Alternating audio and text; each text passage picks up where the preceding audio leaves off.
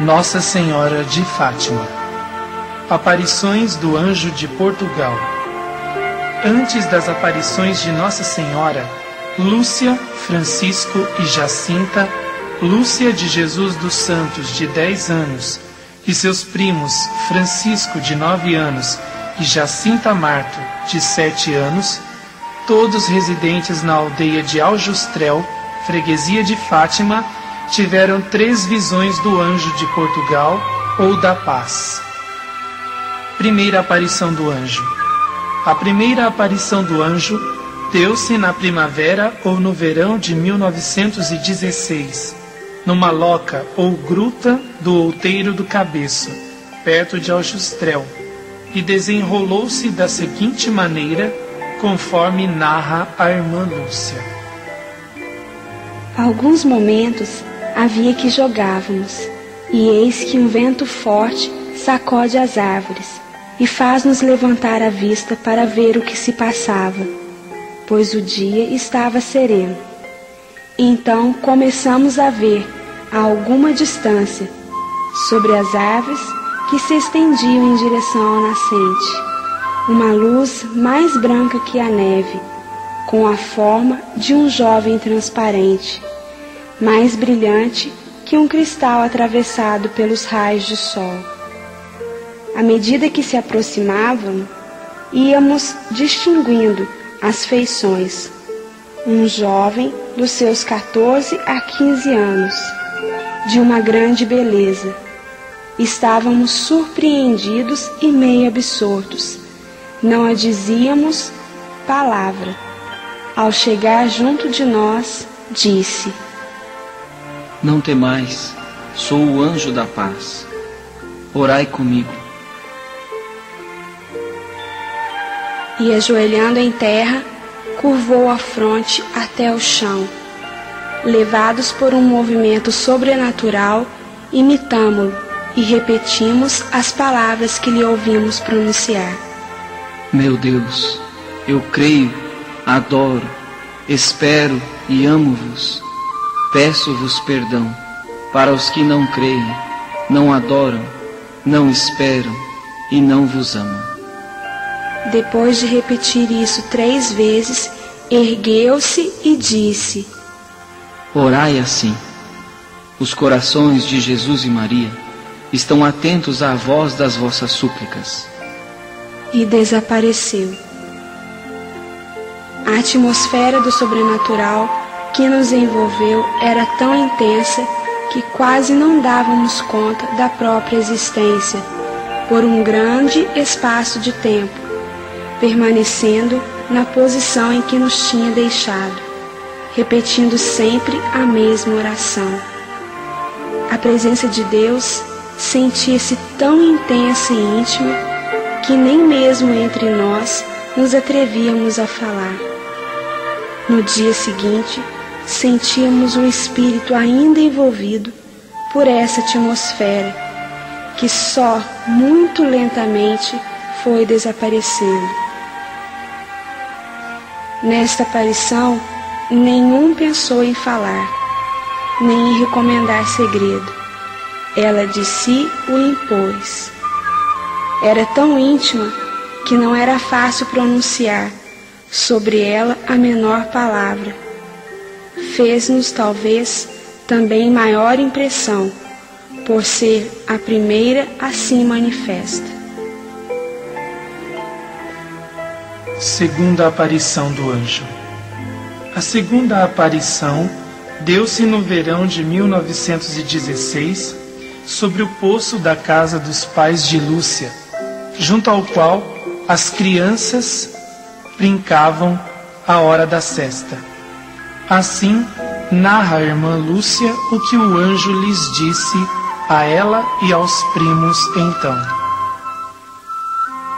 Que fazeis? Orai, orai muito. os corações santíssimos de Jesus e Maria têm sobre vós desígnios de misericórdia. Oferecei constantemente ao Altíssimo orações e sacrifícios. Como nos havemos de sacrificar? Perguntei. De tudo o que puderdes, oferecei a Deus um sacrifício em ato de reparação pelos pecados com que Ele é ofendido e de súplica pela conversão dos pecadores. Atraí assim sobre a vossa pátria a paz. Eu sou o anjo da sua guarda, o anjo de Portugal. Sobretudo, aceitai e suportai com submissão o sofrimento que o Senhor vos enviar. E desapareceu. Estas palavras do anjo gravaram-se em nosso espírito, como uma luz que nos fazia compreender quem era Deus, como nos amava e queria ser amado, o valor do sacrifício e como ele lhe era agradável, como por atenção a ele convertia os pecadores. Terceira aparição do anjo. A terceira aparição ocorreu no fim do verão ou princípio de outono de 1916, novamente na Loca do Cabeço, e decorreu da seguinte forma, sempre de acordo com a descrição da irmã Lúcia. Logo que aí chegamos, de joelhos, com os rostos em terra, começamos a repetir a oração do anjo. Meu Deus, eu creio, adoro, espero e amo-vos. Peço-vos perdão para os que não creem, não adoram, não esperam e não vos amam. Não sei quantas vezes tínhamos repetido esta oração, quando vemos que sobre nós brilha uma luz desconhecida. Erguemo-nos para ver o que se passava e vemos o anjo trazendo na sua mão esquerda um cálice e suspensa sobre ele uma hóstia, da qual caíam dentro do cálice algumas gotas de sangue. Deixando o cálice e a hóstia suspensos no ar, prostrou-se em terra junto de nós e repetiu 3 vezes a oração. Santíssima Trindade, Pai, Filho, Espírito Santo, adoro-vos profundamente e ofereço-vos o preciosíssimo corpo, sangue, alma e divindade de Jesus Cristo, presente em todos os sacrários da terra, em reparação dos ultrajes, sacrilégios e indiferenças, com que Ele mesmo é ofendido, e pelos méritos infinitos do seu Santíssimo Coração e do Coração Imaculado de Maria, peço-vos a conversão dos pobres pecadores. Depois, levantando-se, tomou de novo na mão o cálice e a hóstia, e deu-me a hóstia a mim, e o que continha o cálice deu-o a beber, a Jacinta e ao Francisco, dizendo ao mesmo tempo: Tomai e bebei o corpo e o sangue de Jesus Cristo, horrivelmente ultrajado pelos homens ingratos. Reparai os seus crimes e consolai o vosso Deus. De novo se prostrou em terra e repetiu conosco mais 3 vezes a mesma oração, e desapareceu. Levados pela força do sobrenatural que nos envolvia, imitávamos o anjo em tudo, isto é, prostrando-nos como ele e repetindo as orações que ele dizia. A força da presença de Deus era tão intensa que nos absorvia e aniquilava quase por completo. Parecia privar-nos até do uso dos sentidos corporais por um grande espaço de tempo. Nesses dias, fazíamos as ações materiais como que levados por esse mesmo sobrenatural, que a isso nos impelia. A paz e a felicidade que sentíamos era grande, mas só íntima, completamente concentrada a alma em Deus. O abatimento físico que nos prostrava também era grande. Não sei por que as aparições de Nossa Senhora produziam em nós efeitos bem diferentes. A mesma alegria íntima, a mesma paz e felicidade. Mas em vez desse abatimento físico, uma certa agilidade expansiva. Em vez desse aniquilamento, na presença divina, um exultar de alegria. Em vez dessa dificuldade no falar, um certo entusiasmo comunicativo. Mas apesar desses sentimentos, sentia a inspiração para calar, sobretudo algumas coisas. Nos interrogatórios, sentia a inspiração íntima que me indicava as respostas, que sem faltar à verdade, não descobrissem o que devia por então ocultar. As aparições do anjo em 1916 foram precedidas por 3 outras visões de abril a outubro de 1915, nas quais Lúcia e outras 3 pastorinhas, Maria Rosa Matias, Teresa Matias e Maria Justino, viram também no outeiro do cabeço, suspensa no ar sobre o arvoredo do vale, uma como que nuvem mais branca que a neve, algo transparente com forma humana. Era uma figura como se fosse uma estátua de neve que os raios do sol tornavam algo transparente. As aparições da Santíssima Virgem. Quando das aparições de Nossa Senhora, Lúcia de Jesus, Francisco e Jacinta Marto tinham 10, 9 e 7 anos de idade, respectivamente, tendo nascido em 22 de março de 1907 a Lúcia, o Francisco, 11 de junho de 1908, e a Jacinta, 11 de março de 1910. As 3 crianças moravam, como dissemos, em Aljustrel, lugarejo da freguesia de Fátima. As aparições se deram numa pequena propriedade dos pais de Lúcia, chamada Cova da Iria, a 2,5 km de Fátima, pela estrada de Leiria. Nossa Senhora aparecia sobre uma azinheira ou carrasqueira de 1 metro ou pouco mais de altura.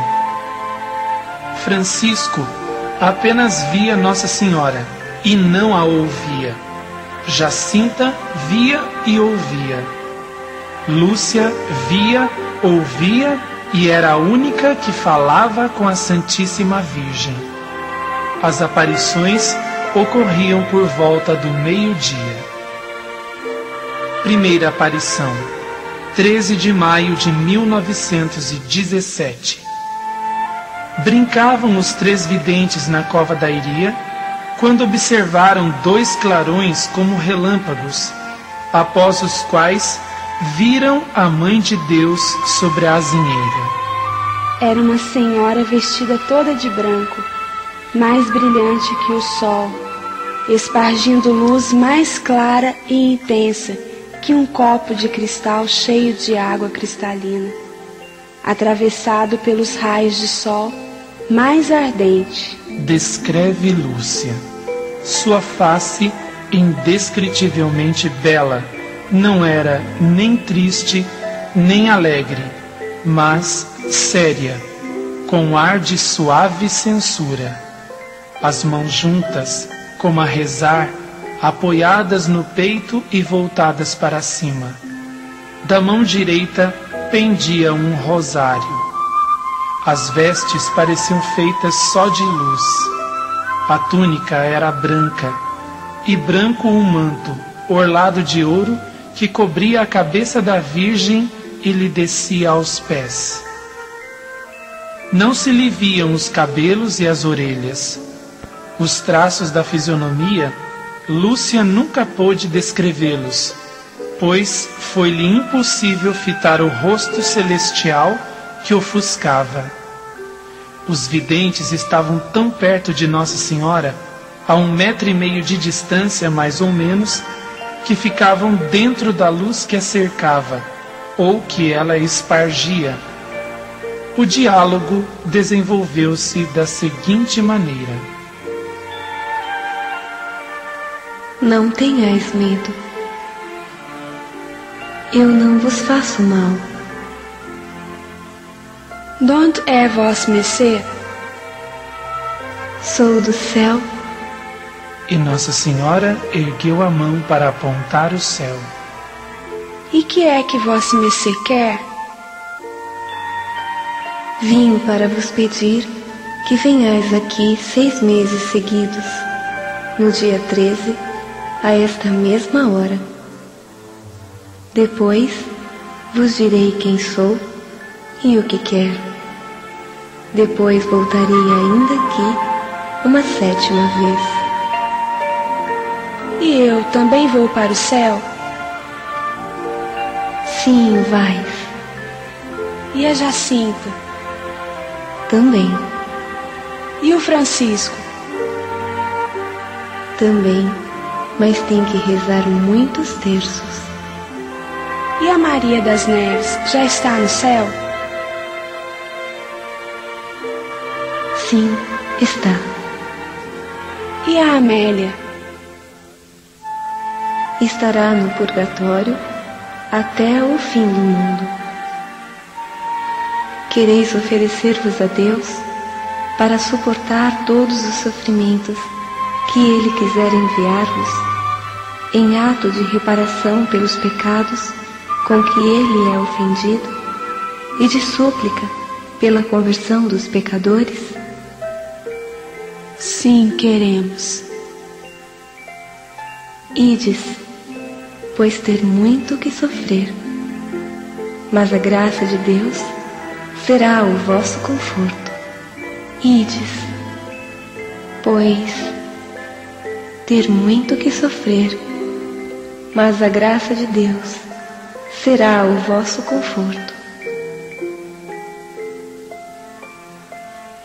Foi ao pronunciar estas últimas palavras que abriu pela primeira vez as mãos, comunicando-nos. É a irmã Lúcia quem descreve. Uma luz tão intensa como que o reflexo que delas expedia, que penetrando-nos no peito e no mais íntimo da alma, fazia-nos ver a nós mesmos em Deus, que era essa luz, mais claramente do que nos vemos no melhor dos espelhos. Então, por um impulso íntimo, também comunicado, caímos de joelhos e repetimos intimamente: ó Santíssima Trindade, eu vos adoro. Meu Deus, eu vos amo no Santíssimo Sacramento. Passados os primeiros momentos, Nossa Senhora acrescentou: rezem o terço todos os dias, para alcançarem a paz para o mundo e o fim da guerra. Em seguida, começou a elevar-se serenamente, subindo em direção ao nascente, até desaparecer na imensidade da distância. A luz que a circundava ia que como abrindo um caminho no cerrado dos astros. Segunda aparição, 13 de junho de 1917. Antes da segunda aparição, os videntes notaram novamente um clarão, a que chamavam relâmpago, mas que não era propriamente tal, e sim um reflexo de uma luz que se aproximava. Alguns dos espectadores, que em número de aproximadamente 50 tinham acorrido ao local, notaram que a luz do sol se obscureceu durante os minutos que se seguiram ao início do colóquio. Outros disseram que o topo da azinheira, coberto de brotos, pareceu curvar-se como sob um peso, um momento antes de Lúcia falar. Durante o colóquio de Nossa Senhora com os videntes, alguns ouviram um sussurro como se fosse o zumbido de uma abelha. Vossa Mercê, que me quer? Quero que venhais aqui, no dia 13 do mês que vem, que rezeis o terço todos os dias e que aprendais a ler. Depois, direi o que quero. Lúcia pediu a cura de uma pessoa doente. Se converter, curar-se-á durante o ano. Queria pedir-lhe para nos levar para o céu. Sim, a Jacinta e ao Francisco levo-os em breve. Mas tu ficas cá mais algum tempo. Jesus quer servir-se de ti para me fazer conhecer e amar. Ele quer estabelecer no mundo a devoção ao meu imaculado coração. A quem a abraçar, prometo a salvação, e serão queridas de Deus estas almas, como flores postas por mim a adornar o seu trono. Fico cá sozinha? Não, filha. E tu sofres muito? Não desanimes, eu nunca te deixarei. O meu imaculado coração será o teu refúgio e o caminho que te conduzirá até Deus. Foi no momento que disse estas últimas palavras que abriu as mãos e nos comunicou pela segunda vez o reflexo dessa luz imensa. Nela nos víamos como que submergidos em Deus. A Jacinta e o Francisco pareciam estar na parte dessa luz que se elevava para o céu, e eu na que se espargia sobre a terra. À frente da palma da mão direita de Nossa Senhora estava um coração cercado de espinhos que pareciam estar nele cravados. Compreendemos que era o Imaculado Coração de Maria, ultrajado pelos pecadores da humanidade, que queria reparação.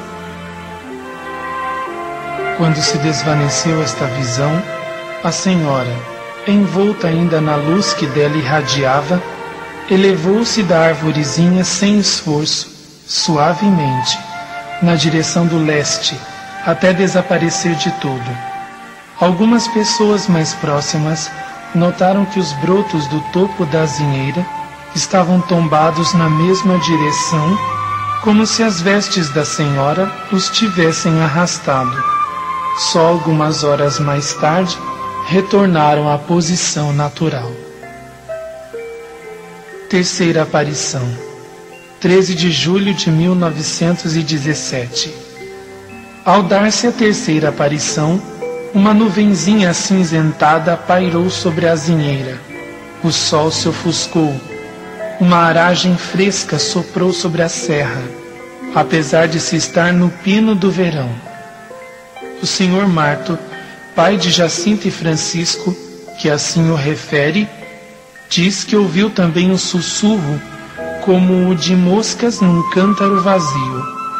Os videntes viram o reflexo da costumada luz e, em seguida, Nossa Senhora sobre a carrasqueira. Vossa Mercê, que me quer? Quero que venham aqui, no dia 13 do mês que vem, que continuem a rezar o terço todos os dias, em honra de Nossa Senhora do Rosário, para obter a paz do mundo e o fim da guerra, porque só ela lhes poderá valer. Queria pedir-lhe para nos dizer quem é e para fazer um milagre com que todos acreditem que Vossa Mercê nos aparece. Continuem a vir aqui todos os meses. Em outubro, direi quem sou, o que quero, e farei um milagre que todos hão de ver para acreditarem. Lúcia apresenta então uma série de pedidos de conversões, curas e outras graças. Nossa Senhora responde recomendando sempre a prática do terço, que assim alcançariam as graças durante o ano. Uma delas foi a cura do filho paralítico de Maria Carreira. Nossa Senhora respondeu que não o curaria, nem o tiraria de sua pobreza, mas que rezasse o terço todos os dias em família e dar-lhe-ia os meios de ganhar a vida. Depois prosseguiu: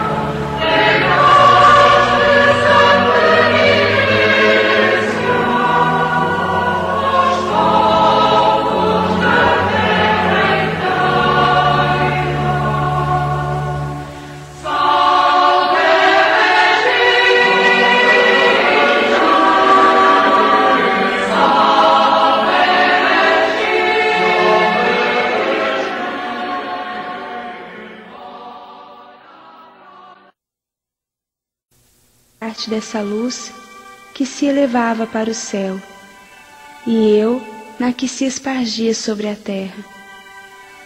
À frente da palma da mão direita de Nossa Senhora estava um coração cercado de espinhos que pareciam estar nele cravados. Compreendemos que era o Imaculado Coração de Maria, ultrajado pelos pecadores da humanidade, que queria reparação.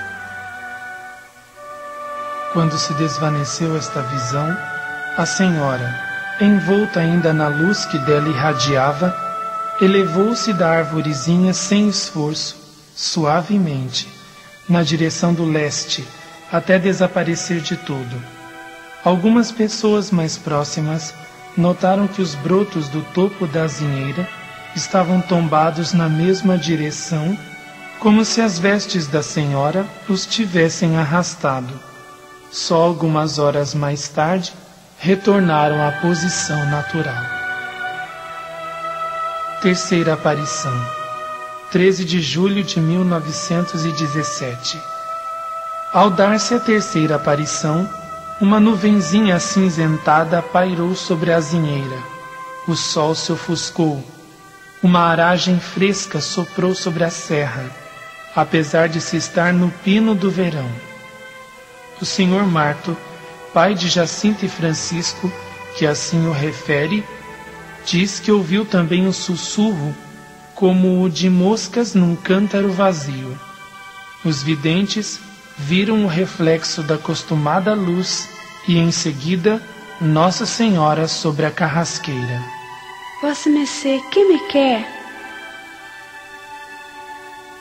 Quero que venham aqui, no dia 13 do mês que vem, que continuem a rezar o terço todos os dias, em honra de Nossa Senhora do Rosário, para obter a paz do mundo e o fim da guerra, porque só ela lhes poderá valer. Queria pedir-lhe para nos dizer quem é e para fazer um milagre, com que todos acreditem que Vossa Mercê nos aparecem. Continuem a vir aqui todos os meses. Em outubro, direi quem sou, o que quero, e farei um milagre que todos hão de ver para acreditarem. Lúcia apresenta então uma série de pedidos de conversões, curas e outras graças. Nossa Senhora responde recomendando sempre a prática do terço, que assim alcançariam as graças durante o ano. Uma delas foi a cura do filho paralítico de Maria Carreira. Nossa Senhora respondeu que não o curaria, nem o tiraria de sua pobreza, mas que rezasse o terço todos os dias em família e dar-lhe-ia os meios de ganhar a vida. Depois prosseguiu: Sacrificai-vos pelos pecadores e dizei muitas vezes, e em especial, sempre que fizerdes algum sacrifício: ó Jesus, é por vosso amor, pela conversão dos pecadores e em reparação pelos pecados cometidos contra o Imaculado Coração de Maria. Primeira parte do segredo: a visão do inferno. Ao dizer estas últimas palavras, abriu de novo as mãos, como nos 2 meses passados. O reflexo de luz que elas expediam pareceu penetrar a terra e vimos como que um grande mar de fogo.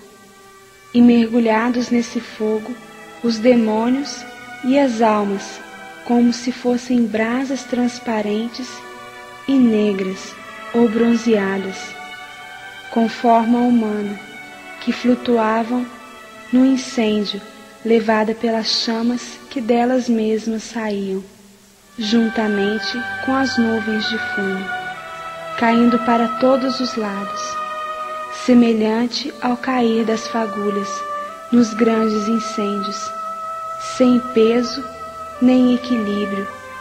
Entre gritos e gemidos de dor e desespero que horrorizavam e faziam estremecer de pavor. Os demônios distinguiam-se por formas horríveis e asquerosas de animais espantosos e desconhecidos, mais transparentes como negros carvões em brasas.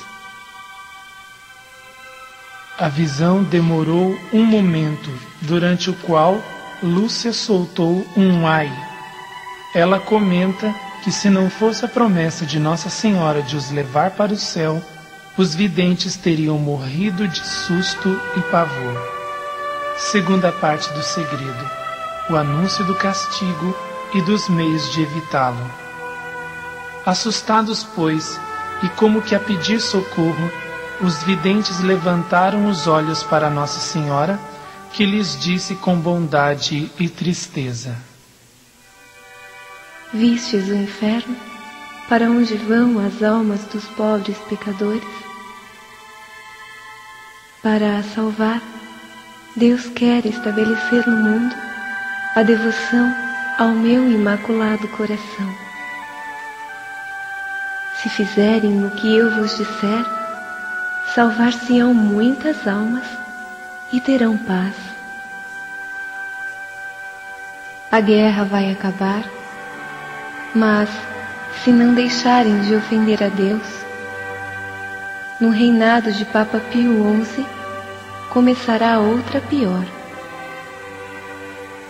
Quando virdes uma noite alumiada por uma luz desconhecida, sabei que é o grande sinal que Deus vos dá de que vai punir o mundo de seus crimes por meio da guerra, da fome e de perseguições à Igreja e ao Santo Padre.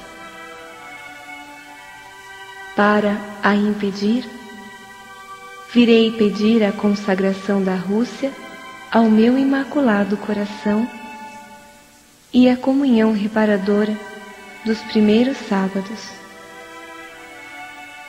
Se atenderem a meus pedidos, a Rússia se converterá e terão paz. Se não, espalhará seus erros pelo mundo, promovendo guerras e perseguições à Igreja. Os bons serão martirizados. O Santo Padre terá muito que sofrer. Várias nações serão aniquiladas. Por fim, o meu imaculado coração triunfará. O Santo Padre consagrar-me-á à Rússia, que se converterá, e será concedido ao mundo algum tempo de paz. Em Portugal se conservará sempre o dogma da fé. Isto não o digais a ninguém. Ao Francisco, sim, podes dizê-lo. Passados alguns instantes. Quando rezais o terço, dizei depois de cada mistério: ó meu Jesus, perdoai-nos, livrai-nos do fogo do inferno, levai as alminhas todas para o céu, principalmente aquelas que mais precisarem. Vosmecê não me quer mais nada? Não, hoje não te quero mais nada. E como de costume, começou a elevar-se em direção ao nascente, até desaparecer na imensa distância do firmamento. Ouviu-se então uma espécie de trovão, indicando que a aparição cessara.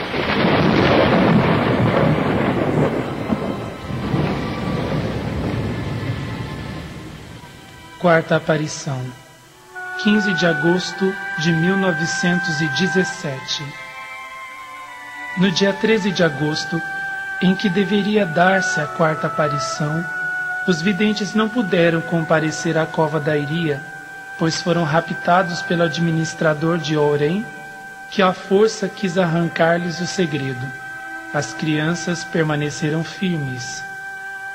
Na hora costumeira, na cova da Iria, ouviu-se um trovão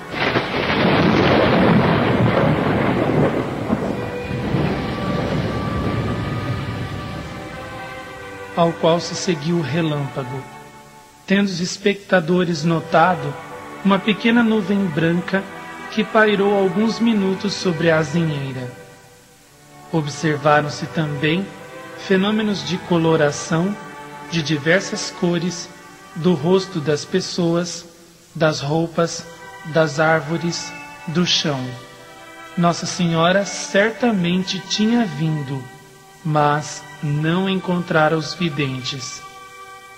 No dia 15 de agosto, Lúcia estava com Francisco e mais um primo no local chamado Valinhos, uma propriedade de uns de seus tios, quando, pelas 4 horas da tarde, começaram a se produzir as alterações atmosféricas que precediam as aparições de Nossa Senhora na cova da Iria. Um súbito refrescar da temperatura e um desmaiar do sol. Lúcia, sentindo que alguma coisa de sobrenatural se aproximava e os envolvia, mandou chamar às pressas Jacinta, a qual chegou em tempo para ver Nossa Senhora, que, anunciada, como das outras vezes, por um reflexo de luz, aparecera sobre uma azinheira ou carrasqueira, um pouco maior que a da cova da Iria. Que é que Vossa Mercê me quer? Quero que continueis a ir à cova da Iria no dia 13 e que continueis a rezar o terço todos os dias. No último mês, farei um milagre para que todos acreditem. Que é que Vossa Mercê quer que se faça do dinheiro que o povo deixa na cova da Iria? Façam 2 andores. Um leva-o tu com a Jacinta, e mais 2 meninas vestidas de branco. O outro, que o leve o Francisco com mais 3 meninos. O dinheiro dos andores é para a festa de Nossa Senhora do Rosário, e o que sobrar é para a ajuda de uma capela que hão de mandar fazer. Queria pedir-lhe a cura de alguns doentes. Sim, alguns curarei durante o ano. E tomando um aspecto mais triste, recomendou-lhes de novo a prática da mortificação, dizendo no fim de tudo: Rezai, rezai muito e fazei sacrifício pelos pecadores, que vão muitas almas para o inferno por não haver quem se sacrifique e peça por elas. E como de costume, começou a elevar-se em direção ao nascente. Os videntes cortaram ramos da árvore sobre a qual Nossa Senhora lhes tinha aparecido e levaram-nos para casa. Os ramos exalavam um perfume singularmente suave. Quinta aparição, 13 de setembro de 1917. Como das outras vezes, uma série de fenômenos atmosféricos foram observados pelos circunstantes, cujo número foi calculado entre 15 e 20 mil pessoas, ou talvez mais. O súbito refrescar da atmosfera, o empalidecer do sol até ao ponto de se verem as estrelas, uma espécie de chuva, como que de pétalas irisadas ou flocos de neve, que desapareciam antes de pousarem na terra. Em particular, foi notado desta vez um globo luminoso que se movia lenta e majestosamente pelo céu, do nascente para o poente, e no final da aparição em sentido contrário. Os videntes notaram, como de costume, o reflexo de uma luz e, a seguir, Nossa Senhora sobre a azinheira. Continuem a rezar o terço para alcançarem o fim da guerra. Em outubro, virá também Nosso Senhor, Nossa Senhora das Dores e do Carmo, São José com o Menino Jesus, para abençoarem o mundo. Deus está contente com os vossos sacrifícios, mas não quer que durmais com a corda. Trazei-a só durante o dia. Tem-me pedido para lhe pedir muitas coisas, cura de alguns doentes, de um surdo mudo. Sim, alguns curarei, outros não. Em outubro, farei um milagre para que todos acreditem. E começando a elevar-se, desapareceu como de costume. Sexta e última aparição, 13 de outubro de 1917. Como das outras vezes, os videntes notaram o reflexo de uma luz e, em seguida, Nossa Senhora sobre a carrasqueira. Que é que Vossa Mercê me quer? Quero dizer-te que façam aqui uma capela em minha honra, que sou a Senhora do Rosário. Que continuem sempre a rezar o terço todos os dias. A guerra vai acabar e os militares voltarão em breve para suas casas. Eu tinha muitas coisas para lhe pedir, se curavam os doentes e se convertiam os pecadores. Uns sim, outros não. É preciso que se emendem, que peçam perdão dos seus pecados. E tomando um aspecto mais triste, não ofendam mais a Deus Nosso Senhor, que já está muito ofendido. Em seguida, abrindo as mãos, Nossa Senhora fê-las refletir no sol, e enquanto se elevava, continuava o reflexo da sua própria luz a projetar-se no sol. Lúcia, nesse momento, exclamou: Olhem para o sol!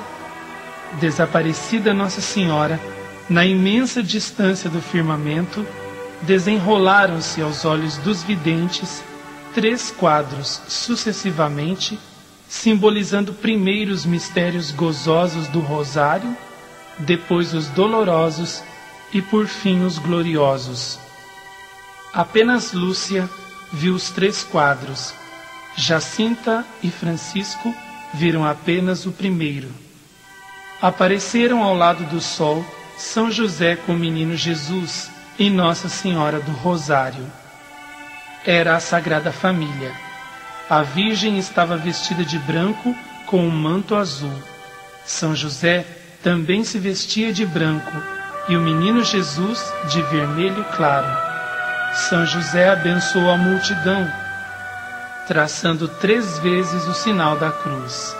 O Menino Jesus fez o mesmo. Seguiu-se a visão de Nossa Senhora das Dores e de Nosso Senhor acabrunhado de dor no caminho do Calvário. Nosso Senhor traçou um sinal da cruz para abençoar o povo. Nossa Senhora não tinha a espada no peito. Lúcia via apenas a parte superior do corpo de Nosso Senhor. Finalmente, apareceu numa visão gloriosa Nossa Senhora do Carmo, coroada Rainha do céu e da terra, com o Menino Jesus ao colo. Enquanto estas cenas se desenrolavam aos olhos dos videntes, a grande multidão de 50 a 80 mil espectadores assistia ao milagre do sol. Chovera durante toda a aparição.